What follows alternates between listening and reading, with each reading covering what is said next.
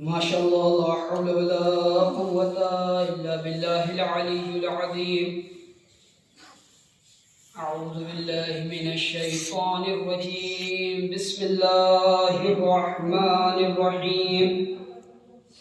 الصلاة والسلام على تحية والإكرام مولانا ومولى الثقلين جد الحسن والحسين بالقاسم محمد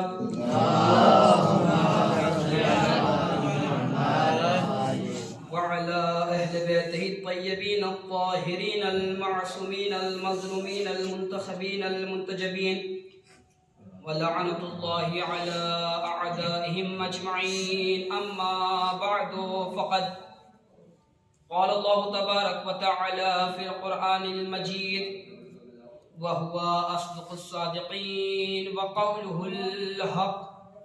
بسم الله الرحمن الرحيم. إذ قالت الملائكة يا مريم إن الله اصطفاك وطهرك واصطفاك على نساء العالمين. صلوات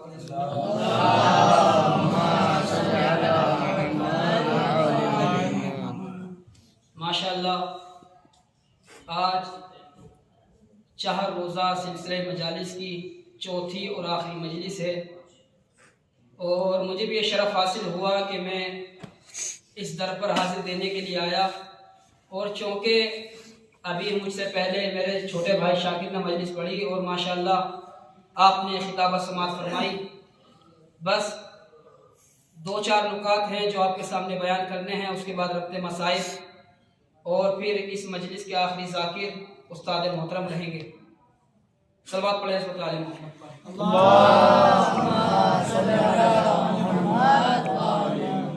جس آیہ کریمہ کو میں نے آپ کے سامنے پڑھنے کا شرف حاصل کیا، پروردگار عالم اس آیت میں ایک معظمہ اور ایک منفرد خاتون کا ذکر کر رہا ہے. پروردگار نے کہا کہ اذ قالت الملائکۃ یا مریم. پروردگار کہتا ہے کہ جب اس وقت کو یاد کرو کہ جب کچھ فرشتے اللہ کے فرما بردار مخلوق جناب مریم کے پاس پہنچے اور پہنچنے کے بعد کہا کہ اے مریم اللہ نے تم کو چن لیا ہے، واصطفا کے وطہر کے، اور اللہ نے تم کو پاک کیا ہے اور پھر چن لیا ہے. کس میں سے؟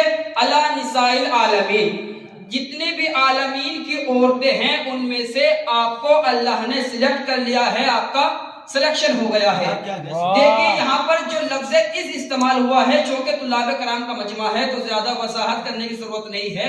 یہ لفظ از جب آتا ہے کہ جب پرانی باتوں کو دہرانی ہو، پرانی باتوں کی یاد دہانی کرنی ہو، پرانی باتوں کا ذکر کرنا ہو. پروردگار نے کہا کہ وَإِذْ قَالَتِ الْمَلَائِكَةُ، کہ اس وقت کو یاد کرو. کس سے مخاطب ہے؟ پروردگار کس سے مخاطب ہے؟ پروردگار مخاطب ہے اپنے رسول سے کہ اے رسول، اے یاسین، اے مدثر، اے مزمل، اے سید المرسلین، اے خاتم النبیین. اس وقت کو یاد کرو کہ جب جناب مریم کے پاس کچھ لوگ آئے، اور فقط تم ہی نہ یاد کرو بلکہ اپنے اصحاب کو بھی یاد کراؤ، اپنے پاس بیٹھنے والے لوگوں کو بھی یاد کراؤ.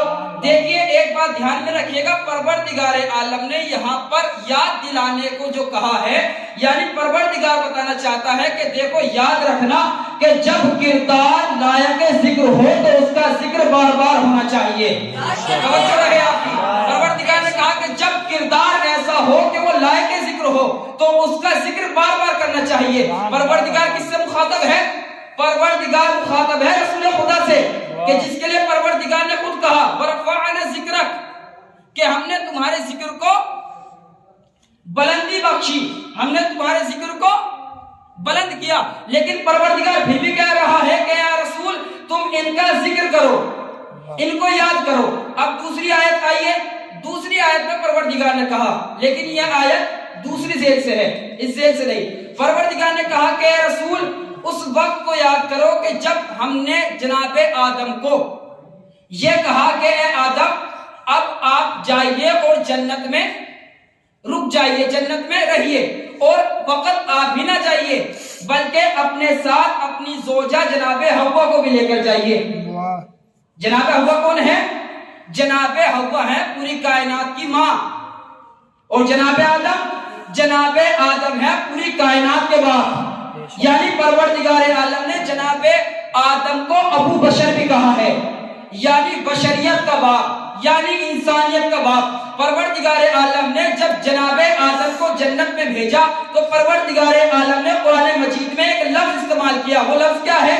परवरदिगार ने कहा कि उस्कुन, साकिन हो जा, साकिन हो जा। परवरदिगार आलम ने यहाँ लफ्ज़ उस्कुन का इस्तेमाल किया, यहाँ लफ्ज़ साकिन का इस्तेमाल किया।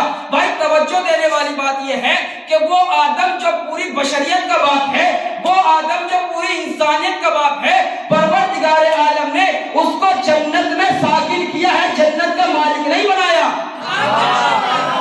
उसको जन्नत का मालिक नहीं बनाया। इसका मतलब ये है कि अगर आप इसमें गौर व फिक्र भी ना करें, बल्कि बधी बात है कि परवरदिगार आलम ने जब अबू बशर को, जब जनाब आदम को, जब कायनात के बाप को साकिन किया, तो इसका मतलब ये है कि जब साकिन होने वाला कभी मालिक से बरतर नहीं होगा, बल्कि मालिक से कमतर होगा। यानी परवरदिगार आलम बताना चाहता है कि देखो मैंने फकत आदम को जन्नत में साकिन किया है, मालिक नहीं बनाया। इसका मतलब ये है कि अब परवरदिगार जिसे मालिक बनाएगा वो जनाब आदम से बरतर होगा, कमतर नहीं होगा। सलवात पढ़े इस्मत आले मोहम्मद पर।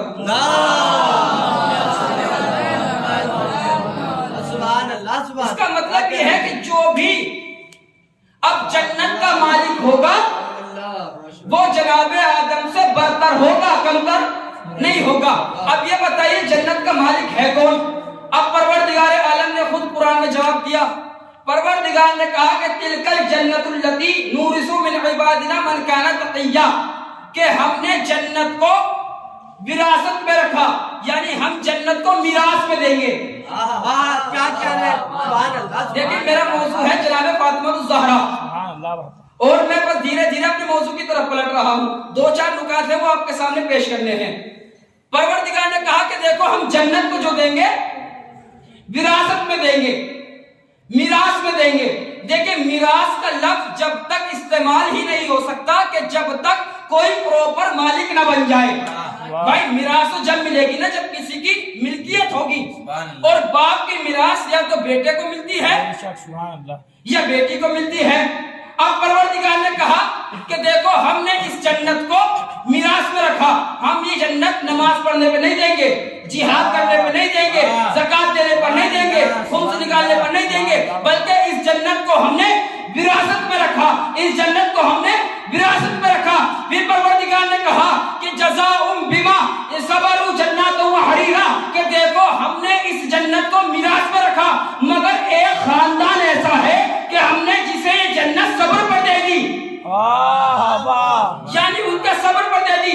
यानी ये आयत जो नाजिल हुई वो जनाब फातिमा ज़हरा की शान में नाजिल हुई। परवरदिगार ने कहा है फातिमा हमने तुमको ये जो जन्नत दी है ये तुम्हारा सब्र देख कर दी है, हमने तुमको इस जन्नत का मालिक बना दिया। इसका मतलब ये है कि अब इस जन्नत की जो मलिका है वो फातिमा ज़हरा है। हमने कहा परवरदिगारा ये तो बता कि तूने जो इसमें विरासत रखी, मिरास बनाकर रखा, इसकी वजह क्या है? परवरदिगार ने कहा कि देखो हमने इसका मिरास इसलिए बनाया है, इसका वारिस इसलिए बनाया है कि ताकि लोग मालिक को तलाश करें।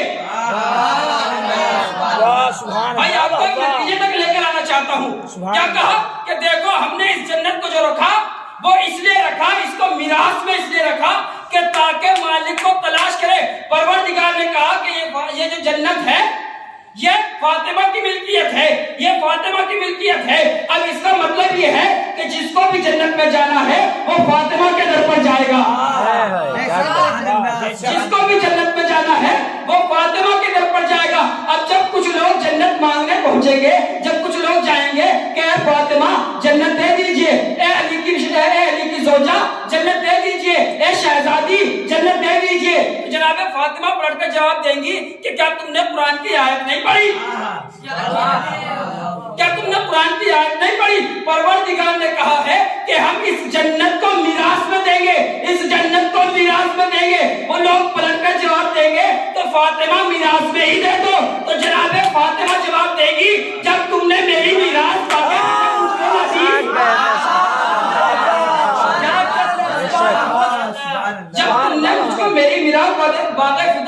دیا تو میں تم کو تمہاری میراث کیسے دے دوں؟ صلوات پڑھیں حضرت آل محمد پر۔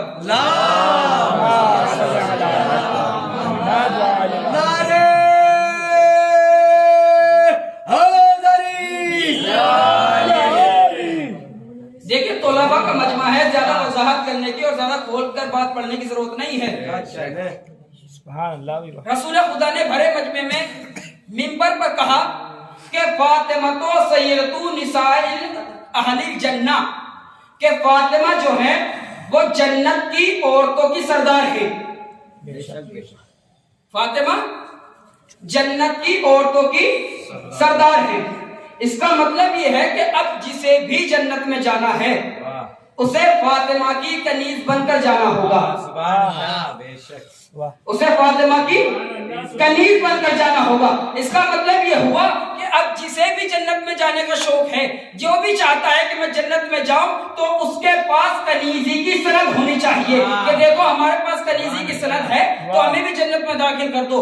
یعنی کہ جنت میں وہ عورت جائے گی کہ جو فاطمہ کی کنیز ہوگی، لیکن وہ عورت نہیں جائے گی کہ جو فاطمہ سے اکڑ کر بولتی ہو، یعنی اکڑنے والی نہیں جائے گی، بلکہ وہ جائے گی کہ جو فاطمہ کی کنیز ہو۔ اس کا مطلب یہ ہے کہ فاطمہ پوری کائنات کی اور جنت کی عورتوں کی سردار ہے۔ اب قرآن مجید کا سنیے، قرآن مجید نے کہا کہ مرد کو عورت پر فضیلت ہے، مرد کو عورت پر فضیلت ہے۔ اس کا مطلب یہ ہوا کہ فاطمہ پوری کائنات کی سردار ہے اور فاطمہ کا جو سردار ہے وہ علی ہے، فاطمہ کا سردار علی ہے۔ بھیا جب فاطمہ سے اکڑنے والی جنت میں نہیں جا سکتی تو علی سے لڑنے والی جنت میں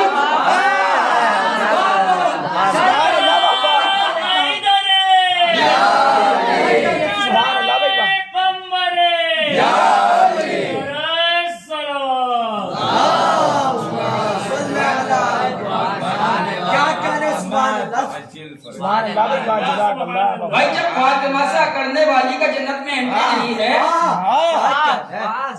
تو جو علی سے جنگ میدان میں لڑی ہو، آئیے اب رسول خدا کی حدیث سنیے۔ آپ نے 3 روزہ مجالس میں بار بار یہ حدیث سنی ہے اور بار بار اس حدیث کی تکرار ہوتی رہی ہے کہ رسول خدا نے فرمایا فاطمہ تو ام ابیہا، کہ فاطمہ اپنے باپ کی ماں ہے۔ ایک نتیجہ لے کر آیا ہوں، آپ کے سامنے پیش کرنا ہے، اگر آپ کو اچھا لگے تو میرے ماں باپ کے حق میں دعا کر دیجئے گا۔ فاطمہ تو ام ابیہا کس نے کہا؟ محمد نے۔ ہم نے قرآن سے پوچھا کہ قرآن یہ بتاؤ کہ محمد کون ہے؟ قرآن نے پڑھ کر جواب دیا کہ وما محمد الا رسول، کہ محمد کچھ بھی نہیں سوائے رسول کے۔ اس کا مطلب یہ ہوا کہ فاطمہ رسول کی ماں۔ ہم نے کہا رسول کسے کہتے ہیں؟ کہا کہ دیکھو رسول کہتے ہیں رسالت کو، اس کا مطلب فاطمہ رسالت کی ماں۔ بھائی نتیجہ پیش کر رہا ہوں، اس کا مطلب فاطمہ رسالت کی ماں۔ ہم نے کہا کہ اچھا یہ بتائیے رسالت کسے کہتے ہیں؟ کہا کہ دیکھو رسالت کہتے ہیں احکام الہی کے مجموعے کو۔ اس کا مطلب یہ ہے کہ فاطمہ احکام الہی کے مجموعے کی ماں۔ ہم نے کہا کہ یہ بتائیے احکام الہی کا مجموعہ کسے کہتے ہیں؟ قرآن نے جواب دیا کہ دیکھو احکام الہی کے مجموعے کو کہتے ہیں اسلام۔ اس کا مطلب یہ ہے فاطمہ اسلام کی ماں۔ اب ذرا توجہ رکھیے گا بھائی، کوئی عورت اس بات پر زیادہ خوش نہ ہو کہ ہم مسلمانوں کی ماں ہے، ہم مسلمانوں کی ماں ہے۔ بھائی مسلمان کی ماں ہونا اور ہے، اسلام کی ماں ہونا اور ہے۔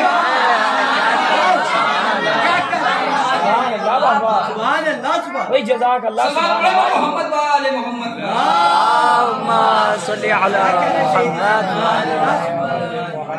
اسلام کی ماں ہونا اور ہے۔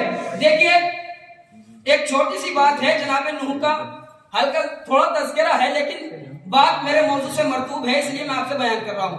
میرے موضوع سے مربوط ہے یہ بات کہ جب جناب نوح تبلیغ کے کام میں، تبلیغ کا انہیں حکم ملا کہ بھائی آپ تبلیغ کیجئے، لوگوں کو اسلام پر لائیے، لوگوں کو خدا کی وحدانیت کا اقرار کروائیے، تو جناب نوح نے ایک بات کہی تھی۔ جناب نوح نے کہا پروردگارا، جس قوم کو تو تبلیغ کرنے کے لیے کہہ رہا ہے کہ میں ان کی تبلیغ کروں، ان کو وحدانیت کا اقرار کرواؤں، اپنی نبوت کو ان پہ ثابت کروں، لیکن یہ لوگ تو وہ ہیں کہ جو میری مانتے تک نہیں۔ کیا کہنے جناب نوح نے ایک بات کہی تو جناب جبرائیل واپس آئے اور آنے کے بعد کہا کہ اے نوح، اللہ کا حکم یہ ہے کہ تم ادریس کی پوتی آمورہ سے شادی کر لو۔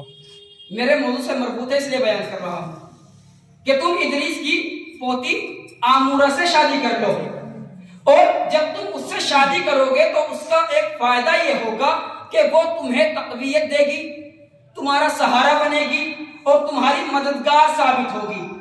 یعنی اس کا مطلب یہ ہے کہ ہمیں اللہ کی ایک اور سنت کا پتہ چلا۔ کیا سنت ہے اللہ کی؟ اللہ کی سنت یہ ہے کہ اللہ اپنے رسولوں کی مدد ایک نیک خاتون کے ذریعے کرتا ہے،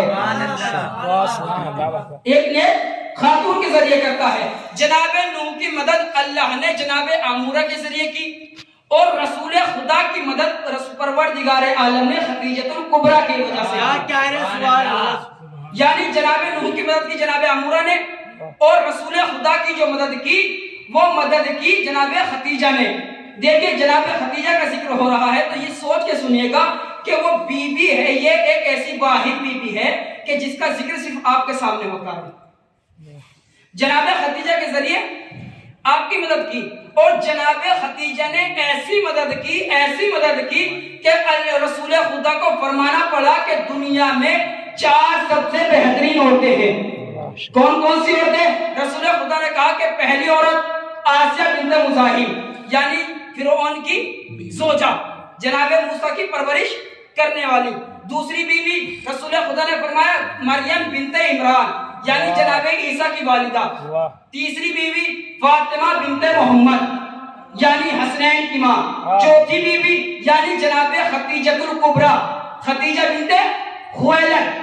رسول خدا نے 4 بیویوں کا تذکرہ کیا، لیکن ان 4 بیویوں میں رسول خدا نے اپنی فقط ایک زوجہ کا ذکر کیا۔ رسول کی زوجہ کتنی ہے؟ بہت ساری ازدواج ہیں، روایتوں میں الگ الگ ہے، کسی میں 7 ازدواج ہے، کسی میں 4 ازدواج ہے۔ یعنی رسول خدا کی اتنی ساری زوجہ ہونے کے بعد رسول خدا نے جب بہترین عورتوں کا ذکر کیا تو جناب خدیجہ کا ذکر کیا، فقط جناب خدیجہ کو گنوایا۔ دیکھیے ہم ساری بیویوں کا احترام کرتے ہیں، ساری رسول کی ازدواج کا ہم احترام کرتے ہیں، مگر جب رسول خدا کو بیویوں کو گنوانے کی بات آئی، بہترین عورتوں کو گنوانے کی بات آئی، تو رسول خدا نے فقط جناب خدیجہ کا تذکرہ کیا۔ اس کا مطلب یہ ہے نا کہ اب بھی سمجھو نا بھائی کہ مسلمانوں کی ماں ہونا اور ہے، فاطمہ کی ماں ہونا اور ہے۔ سوال پڑھے گا محمد و آل محمد پر۔ صلی علی محمد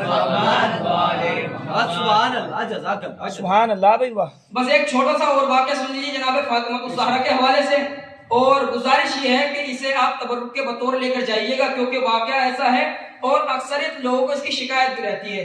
اکثریت لوگ کہتے ہیں کہ ہماری دعا جو ہے وہ قبول نہیں ہوتی، ہم دعا کرتے ہیں پروردگار سے مگر قبول نہیں ہوتی۔ ایک چھوٹا سا واقعہ ہے، اس کے بعد ربط مصائب کے جب امام حسن چھوٹے تھے تو امام حسن گھر میں داخل ہوئے، اور داخل ہونے کے بعد امام حسن نے دیکھا کہ جناب فاطمہ جو ہے نماز پڑھ رہی ہے۔ اب جب نماز پڑھ چکی، جب نماز تمام کر چکی تو جناب فاطمہ نے دست دعا کو آگے کیا، اور آگے کرنے کے بعد دعا کرنی شروع کی۔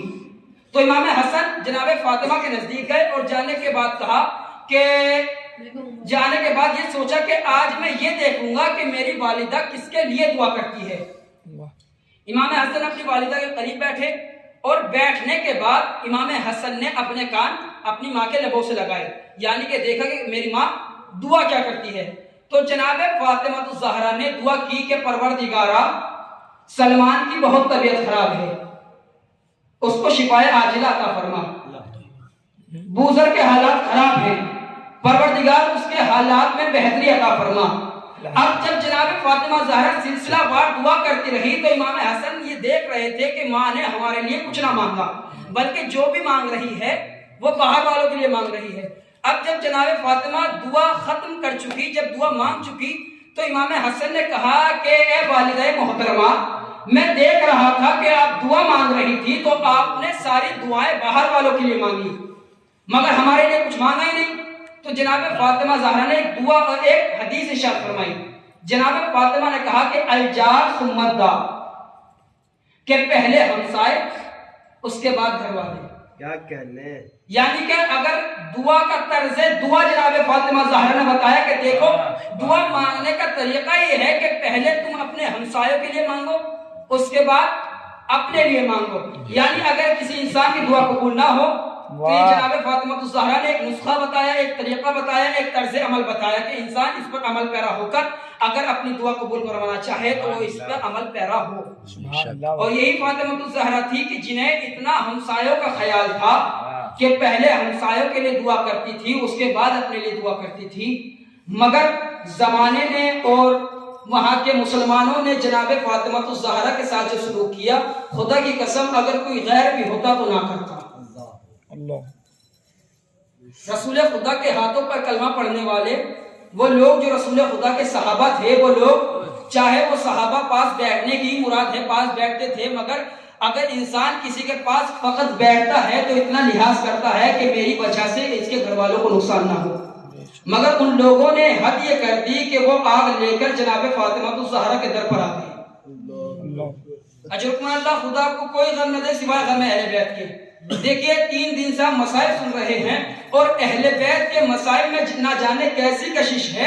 چاہے آپ روز پڑھتے رہیں مگر آنکھ ہے کہ خاموش نہیں ہوتی، آنکھوں میں سے آنسو نکلنا شروع ہو جاتے ہیں. جناب فاطمہ الزہرا جب رسول خدا کا انتقال ہو گیا، آپ نے سارے مسائل سن لیے ہیں، بس 1-2 روایتیں بیان کر لی ہیں اور 1-2 چیزیں بیان کر لی ہیں، اس کے بعد میں اپنی جگہ لے لوں گا. کیا ہوا کہ جب جناب فاطمہ الزہرا کے در پر یہ لوگ آگ لے کر پہنچے اور کہا کہ اے فاطمہ ابو الحسن کو باہر نکالو، تو جناب فاطمہ نے منع کیا کہ ابھی ابو الحسن مشغول ہیں. تو ایک مرتبہ ان لوگوں نے اس در پر آگ لگانے کی بات کی کہ جس در پر رسول خدا سلام کیا کرتے تھے، جس در پر رسول خدا سلام کیا کرتے تھے اس در پر یہ لوگ آگ لے کر پہنچ گئے. اب جب آگ لے کر پہنچے ہیں تو انہوں نے بالآخر آگ بھی لگائی، جناب فاطمہ الزہرا کو دیواروں اور دروازے کے درمیان میں بھی پیسا، اور ایک تیر ایسی تھی کہ جو جناب فاطمہ الزہرا کے شکم میں لگی اور لگنے کے بعد کہا کہ اے فضا مجھے سنبھال میرا محسن شہید، اے فضا مجھے سنبھال میرا محسن شہید ہو گیا. حاضرداران مظلوم کربلا، خدا آپ کو کوئی غم نہ دے سوائے غم اہل بیت کے. حاضرداران مظلوم کربلا، ایک وقت وہ آیا کہ جناب فاطمہ نے فضا سے کہا کہ اے فضا میں اس حجرے میں جا رہی ہوں، اس حجرے میں جا رہی ہوں، جب میرے بیٹے حسن اور حسین آئے تو تو سب سے پہلے انہیں کھانا کھلانا اور ایک کام کرنا کہ تو میرے حجرے میں دیکھتی رہنا، جب تک تسبیح و تحلیل کی آواز آتی رہے سمجھنا فاطمہ زندہ ہے، فاطمہ زندہ ہے. مگر جیسے ہی آواز آنی بند ہو جائے سمجھ لینا فاطمہ خدا کے پاس چلی گئی ہے. اب امام حسن و حسین آئے، آنے کے بعد جب کہا کہ فضا نے کہا ہے بچوں آؤ پہلے کھانا کھا لو، اے بچوں آؤ پہلے کھانا نوش فرما لو. ایک مرتبہ امام حسنین نے کہا کہ اے فضا آپ کو معلوم ہے کہ ہم اپنی ماں کے بغیر کچھ نہیں کھاتے. ایک مرتبہ جب فضا نے ضد کی تو امامان حسنین کو پتا چلا کہ ہماری والدہ اس دنیا سے رخصت ہو گئی ہے. بالآخر جب مولائے کائنات آئی ہے، اب چونکہ ایک وصیت تھی کہ علی غسل کفن تم مجھ کو دینا. ایک مرتبہ جب مولائے کائنات غسل دے رہے تھے تو مولائے کائنات نے ایک ایسی چیخ ماری کہ جب سلمان نے سنا تو کہا کہ اے مولا آپ تو فاتح خیبر و بدر ہیں، آپ نے تو نہ جانے کیسی جنگ لڑی ہے لیکن آج تک کبھی تمہیں ایسی چیخ مارتے نہ دیکھا. ایک مرتبہ علی نے کہا کہ اے سلمان میری فاطمہ کی پسلیاں ٹوٹی ہوئی تھی. اجرکم اللہ، خدا کو کوئی غم نہ دے سوائے غم سید الشہداء کے. حاضرداران مظلوم کربلا، ایک وقت وہ آیا کہ جب جناب فاطمہ کی تکفین کی گئی، جب جناب فاطمہ الزہرا کی تکفین ہو گئی، ایک مرتبہ مولا کائنات نے تمام بچوں کو پاس بلایا اور بلانے کے بعد کہا کہ اے بچوں اپنی ماں سے الوداع کر لو. ایک مرتبہ جناب زہرا آئی، جناب زینب آئی، اپنی ماں کو الوداع کہا. جناب کلثوم آئی، اپنی ماں کو خدا حافظ کہا. امام حسن آئے، اپنی ماں کو الوداع کہا. ایک مرتبہ امام علی نے دیکھا کہ ایک بچہ ہے کہ جو گھر کے کونے پر بیٹھا ہوا رو رہا ہے، ایک بچہ ہے کہ جو گھر کے کونے پہ بیٹھا ہوا رو رہا ہے. امام علی نے کہا کہ بیٹا حسین کی اپنی ماں کا آخری دیدار نہ کرو گے؟ ایک مرتبہ امام حسین نے تڑپ کر کہا ہے بابا کیا آپ جانتے نہیں کہ جب تک میری ماں فاطمہ مجھے آواز نہ دے حسین قریب نہیں جاتا؟ ایک مرتبہ روایتوں نے لکھا کہ بندے کفن ٹوٹے تو ہاتھ برآمد ہوئے اور آواز آئی کہ آجا حسین میری آغوش میں آجا، اور امام حسین بڑھے اور اپنی والدہ کی آغوش میں گئے اور گریہ اوزاری کرنا شروع کی۔ سیعلم الذین ظلموا ای ینقلبون۔ بار الہ تجھے واسطہ شاہد معصوم علیہ السلام کا ہماری اس مختصر سی بات کو قبول فرما۔ پروردگار جتنے مومن مومنات ہیں یہاں تشریف فرمائے، پروردگار ان کی تمام دلی حاجات قبول فرما۔ پروردگار جتنے محمد علیہ محمد کا ہمیں زیادہ سے زیادہ نیک عمل کرنے کی توفیق عنایت فرما۔ پروردگار کے واسطہ محمد علیہ محمد کا چار دو معصوم علیہ السلام کے صدقے ہیں پروردگار جو بے اولاد ہوں ان کو نیک و صالح اولاد عنایت فرما۔ پروردگار کے واسطہ محمد علیہ محمد کا جو پردیس میں ہوں ان کی جان مال آبرو کی حفاظت فرما۔ پروردگار کے واسطہ محمد علیہ محمد کا جو بے روزگار ہو ان کو برسر روزگار، اور جو برسر روزگار ہو ان کے روزگار میں برکت عنایت فرما۔ ربنا